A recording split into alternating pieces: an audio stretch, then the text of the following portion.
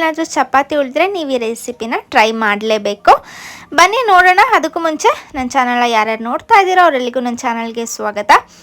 ಬನ್ನಿ ಈ ರೆಸಿಪಿ ನೋಡೋಣ. ತುಂಬ ಸಿಂಪಲಾಗಿ ಮಾಡ್ಕೋಬೋದು. ಚೀಸ್ ಇದ್ರಂತೂ ಇನ್ನೂ ಹೆಚ್ಚು ಟೇಸ್ಟಿಯಾಗಿ ಆಗುತ್ತೆ. ಬನ್ನಿ ನೋಡೋಣ. ಅದಕ್ಕೂ ಮುಂಚೆ ಚಾನಲ್ಗೆ ಹೊಸದಾಗಿದೆ ಚಾನಲ್ನ ಸಬ್ಸ್ಕ್ರೈಬ್ ಮಾಡ್ಕೊಳ್ಳಿ.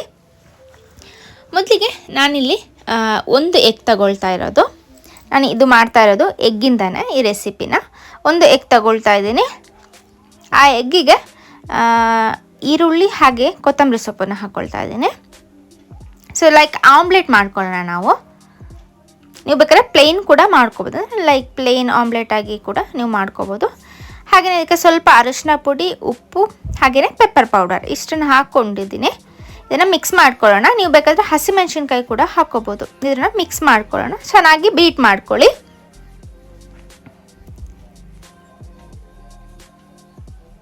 ಸೊ ಈ ರೆಸಿಪಿನ ನೀವು ಬೇಕಾದರೆ ವೆಜ್ಜಿಂದ ಕೂಡ ಹಾಗೆಯೇ ಚಿಕನಿಂದ ಕೂಡ ನೀವು ಮಾಡ್ಕೋಬೋದು. ಸೊ ಇದನ್ನು ಇಲ್ಲಿ ತವ ಕಾದಿದೆ. ತವಾಗೆ ಸ್ವಲ್ಪ ಆಯಿಲ್ ಅಪ್ಲೈ ಮಾಡಿಕೊಂಡು ಇದನ್ನು ನಾವು ಸೇಮ್ ಆಮ್ಲೆಟ್ ರೀತಿ ಮಾಡ್ಕೊಳ್ಳೋಣ. ಸೊ ಇದನ್ನು ಚೆನ್ನಾಗಿ ಎರಡು ಸೈಡ್ ಬೇಯಿಸ್ಕೊಳ್ಳೋಣ. ಸೊ ಇಲ್ಲಿ ಒಂದು ಸೈಡ್ ಆಗಿದೆ, ಇನ್ನೊಂದು ಸೈಡ್ ಬೇಯಿಸ್ಕೊಳ್ಳೋಣ.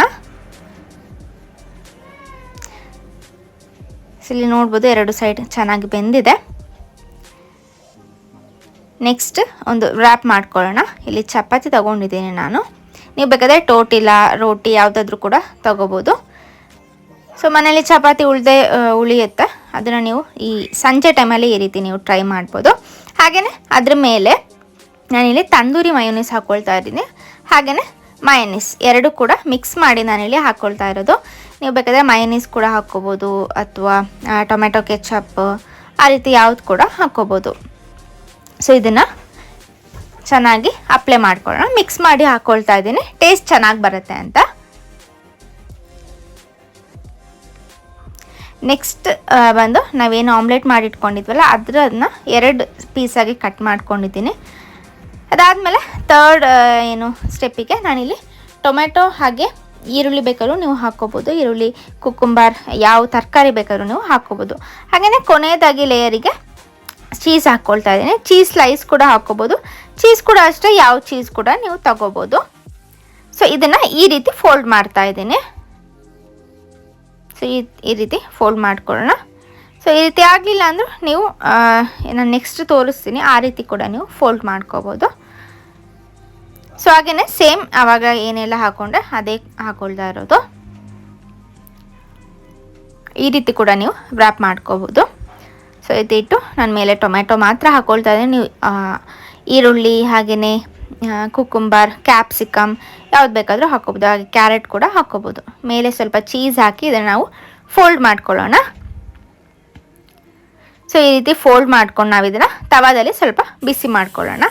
ಸೊ ತವಾಗೆ ಸ್ವಲ್ಪ ಬೆಣ್ಣೆ ಹಾಕ್ಕೊಂಡು ಏನು ನಾವು ವ್ರ್ಯಾಪ್ ಮಾಡಿಟ್ಕೊಂಡಿದ್ವಲ್ಲ ಅದನ್ನು ಎರಡೂ ಸೈಡ್ ಈ ರೀತಿ ಫ್ರೈ ಮಾಡಿಕೊಂಡ್ರೆ ನಮ್ಮ ಚಪಾತಿ ವ್ರ್ಯಾಪ್ ಇಲ್ಲಿ ರೆಡಿ ಆಗಿದೆ.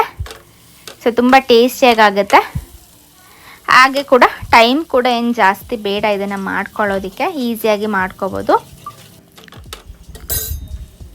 ಸೊ ಚೀಸ್ ನಿಮ್ಮ ಹತ್ರ ಇಲ್ಲ ಅಂದರೂ ಚೀಸ್ ಸ್ಕಿಪ್ ಮಾಡಿ ಕೂಡ ಮಾಡ್ಕೋಬೋದು.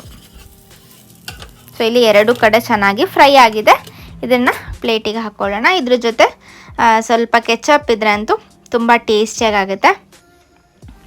ಸೊ ಬಿಸಿ ಬಿಸಿ ಇರುವಾಗಲೇ ಇದನ್ನು ತಿಂದರೆ ಈ ಕಾಫಿ ಜೊತೆ ಟೀ ಜೊತೆ ಎಲ್ಲ ತುಂಬ ಟೇಸ್ಟಿಯಾಗುತ್ತೆ. ಸೊ ಟ್ರೈ ಮಾಡಿ ನೋಡಿ.